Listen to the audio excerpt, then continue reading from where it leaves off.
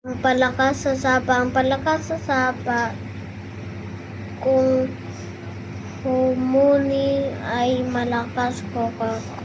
Ang sabi ng palaka, isang araw si Pipo ay pumunta sa sapa upang humuli ng palaka.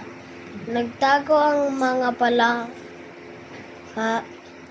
Walang nahuli si Pipo.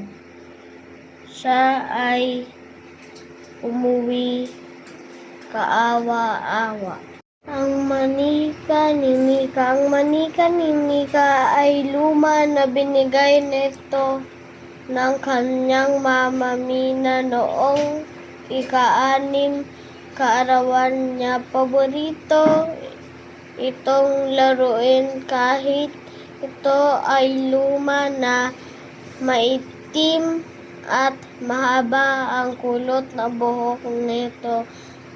Pangalan ng manika ni Mika ay Mila. Lagi niya itong dala kahit saan siya pumunta. My favorite food. Hello, my name is Anna. I'm 12 years old, live in Poland. My favorite food is pizza. I love pizza because it is delicious and you can put many things on it. My favorite pizza has cheese, tomatoes, mushroom, and olives.